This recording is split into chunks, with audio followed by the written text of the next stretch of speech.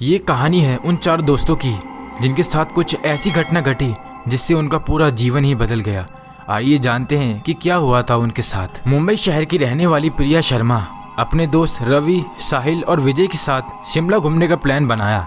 वो शिमला जाने के लिए बस में बैठ गए। कुछ ही देर में प्रिया सो गई। अचानक प्रिया की नींद खुली तो उसने देखा कि बस में कोई नहीं था, बस का ड्राइवर भी नहीं था, बस अपने आप ही चली जा रही थी। उसके सारे दोस्त भी बस में नहीं थे। ये सब देखकर डर के मारे प्रिया जोर जोर से चिल्लाने लगी। अचानक उसे लगा कि कोई उसके पीछे खड़ा है। जब उसने पीछे मुड़कर देखा तो वहाँ पर एक औरत बैठी हुई थी। उस औरत का चेहरा जला हुआ था। ऐसा लग रहा था कि किसी ने उसके चेहरे पर एसिड फेंका हो।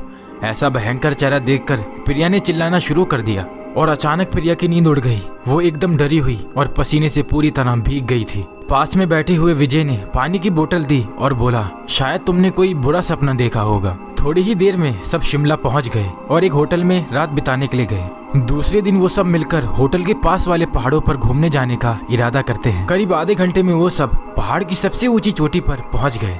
वहीं से नीचे देखने पर घने जंगल और पेड़ पौधे काफी सुंदर दिख रहे थे। अचानक साहिल चौंक गया और बोला, नीचे देखो, कोई खड़ा है, लगता है कोई औरत है। विजय और रवि भी देखने लगे लेकिन उन्हें कोई नहीं दिख रहा था और बोले, तू पागल हो गया है, इस घने जंगल में कोई औरत कैसे आ सकती है, तुझे शायद कोई वहम हुआ होगा। उसके बाद वे सब खुली जगह पर चले गए।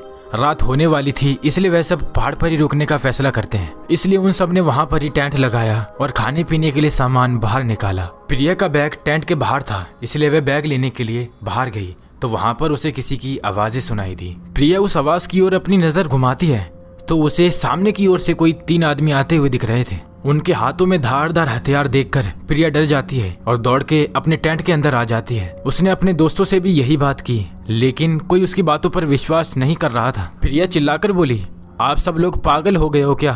कोई भी मेरी बातों पर भरोसा नहीं कर रहा है।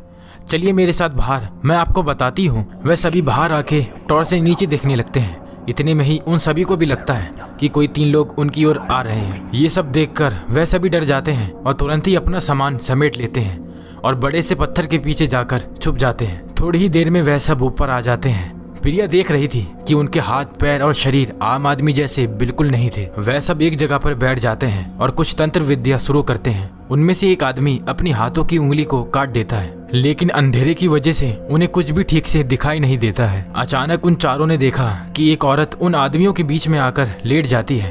कोई नहीं जानता कि आखिर वो औरत वहाँ पहुंची कैसे। प्रिया ने कहा, मुझे कुछ समझ नहीं आ रहा है, आखिर ये सब क्या हो रहा है, मुझे बहुत ही डर लग रहा है। एक के बाद एक वह तीनों उस औरत को सूंघने लगे। वहीं पे अचानक उस औरत ने अपनी उंगली उठाई और हमारी तरफ इशारा करने लगी। हम सब डर गए। वह तीनों उस औरत को छोड़ हमारी तरफ बढ़ने लगे। हम सब पहाड़ी से नीचे होटल की ओर दौड़ने लगे।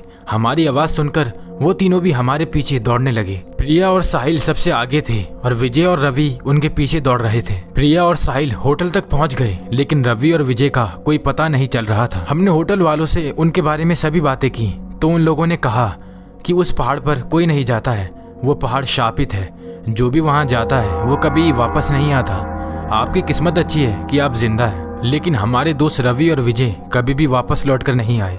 हमने उन्हें ढूंढने की बहुत कोशिश की, पुलिस कंप्लेन भी की लेकिन कोई फर्क नहीं पड़ा। आज भी वह लोग जब इस बात को याद करते हैं तो उनकी रूह कांप जाती है। दोस्तों, अगर आपको मेरी ये कहानी पसंद आई हो तो लाइक, सब्सक्राइब एंड शेयर जरूर करें। अभी मैं अलविदा लेता हूँ। मिलेंगे कुछ और नई और डरावनी कहानी के साथ।